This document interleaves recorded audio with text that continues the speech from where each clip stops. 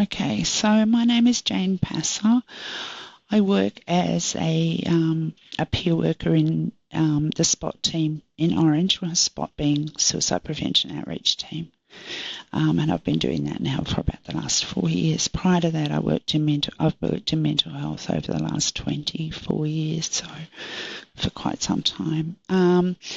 My experience lies in the fact that aside from my own personal mental health issues, which started at around about 16, I married a gambler. And initially, I was pretty okay, but I became codependent very quickly. We went through many, I'd say, very stressful events. I had 3 children during the time I was married to this man. We actually ended up in rehab.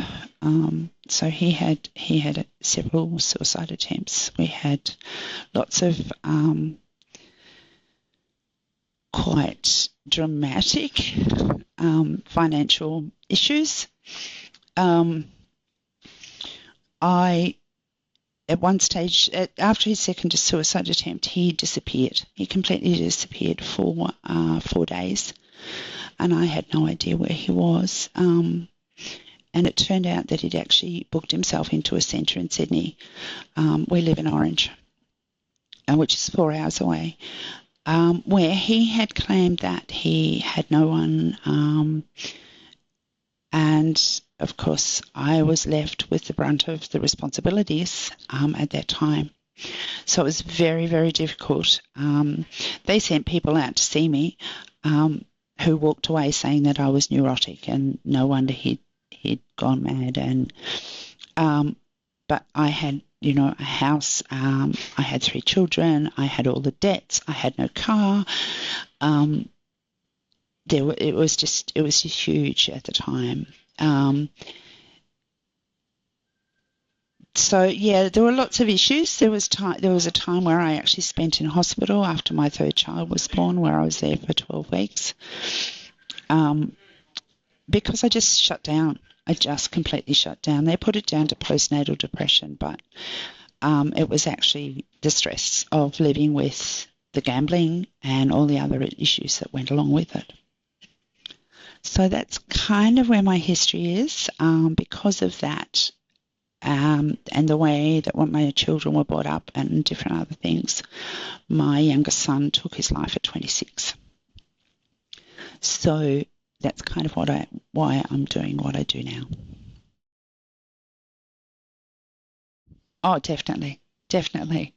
When we first met, we lived across the road from a club. We would go over there for dinner probably 5 nights a week. We were both working. He only ever did poker machines. It was really, really simple. It was really easy, to have a pocket full of coins and just initially start with that, and then the notes, and then the cards. And then, it was the 5-cent pieces out of the kids' money boxes. So it was really simple, and those jobs that he was on, where he was on the road, he could just call in anywhere. And although you might disclose yourself at some places, you're not going to disclose yourself everywhere across the country. And I could do nothing. As a spouse, I could do nothing. There were a couple of times where there was embezzlement. And even then, I couldn't, I had no way of garnishing his wages. I had no way of maintaining my own security other than me going to work. And when you've got 3 young children, that's really hard. So I used to work weekends, and he'd have to stay home and look after the kids. And at least I knew that I had money in my pocket to be able to feed them during the week. I don't really know how legally you could change anything. I think they've come a long way. I mean, I'm talking 20 years ago now. They have come a long way. There's still a long way to go. I think that the gambling industry is yet to really disclose the fact that it's not only the gambler that has the issues. It is the friends and the acquaintances and the employers and the family around the gambler that have to carry the bulk of the issues. They have to carry the caring side of things to an addiction that is so well hidden. It's not like any other addiction. It's not like smoking. It's not like drinking. It's so insidious. And I've seen gamblers that they will, they could sell ice to the Eskimos. That's what I used to say about my husband. He could sell ice to the Eskimos. He was the typical salesman. He could sell himself so well, but underneath was this narcissistic,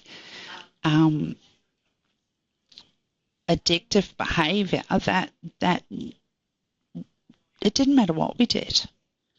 His third wife, I was the second wife, his third wife decided she was going to control all his money. That didn't work either. They divorced. He's living with his mother now. And he still gambles.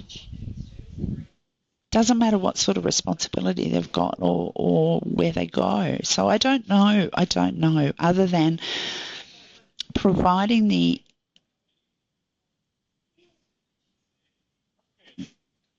ways for people to get through this. And I mean, like any addiction, it's only about a 4% success rate. But the family has that ability. GA was so beneficial. When we went into rehab, I was the first non-chemically addicted person to go into that particular rehab. We were there for around about 16 weeks, I think we were there longer. I think we were there about 6 months. Initially, we took the whole family. The kids came with us. It was a family-based rehab. And I was just so desperate. There was one Sunday. It had to be a Sunday, didn't it? But the children were in need of so much stuff, and I just couldn't afford it. And I thought, what am I going to do? Here's this guy in Sydney, and his people are saying you can't talk to him. If you want to see him, you've got to come to Sydney, and you can only see him for 2 hours on a Sunday morning. And I'm going, I don't even drive in Sydney, let alone have a car to get there. But there was just there was nothing from them. They were protecting him and him alone. I started ringing rehabs in Western Australia, thinking that a geographical relocation would be great on the Sunday. And I finally got back to one in Canowindra, which is only half an hour down the road from Orange. And they said, yes, they would talk to us. But he had to get out of there to be able to have a conversation with them. So, it was like putting this dagger over his head and saying, if you don't get your butt home, there's nothing. It's finished. It's done. But spending the weeks out there taught me a lot. And I think those sorts of things don't happen anymore. I was so lucky. Those sorts of places don't happen anymore, where they treated the family, not just the individual. So there was no Gamanon, which is the partners, the spouses. So I joined in with GA. And while I was in rehab, I used to go along to AA meetings and NA meetings just to try and learn as much as I possibly could. Well, that whole codependency, I lost my identification. I lost my ability to just make a decision. I questioned myself on everything that I said and everything that I did, because of the fact that if I asked a question, I was always told I was wrong, or I was asking it the wrong way, or I was entreating on his stuff, and it wasn't my business. But at the same time, it was my business because I was trying to keep my family together. I was trying to keep my family fed, a roof over their heads. We'd just bought a house. We lost numerous cars. We lost numerous bits and pieces. We lived in a house that had secondhand stuff for years and years and years. And that impact on my kids now is that they won't get rid of anything.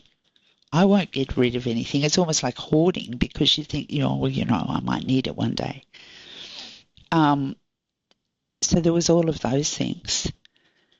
There was also the outbursts of anger that really impacted my children more than anything.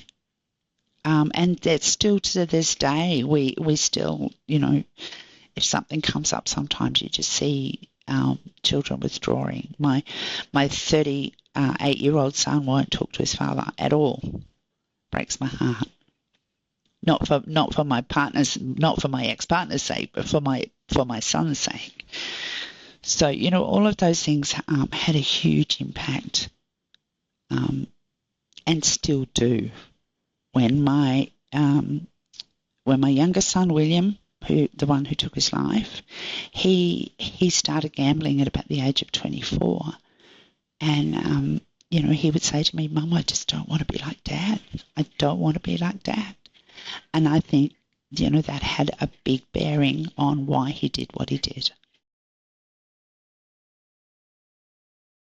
As I said before, I really think the fact that they need to include the family in all of this. It's not just the one individual. And I know a lot of the time the one individual will say that they've got no one, and then there's no one around them.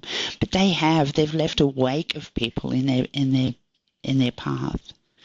And it's those wake of people that have ongoing issues as well. It's not just the one individual. And that, look, I understand it's a way of getting money. It's people say it's part of the Australian culture. I don't think we can change that, but what we can change is that understanding that it can be a real problem to people, and if the publicans or the gambling places understand that there's somebody there with an issue, they should be able to do something. Self-declaration is only one way of dealing with it.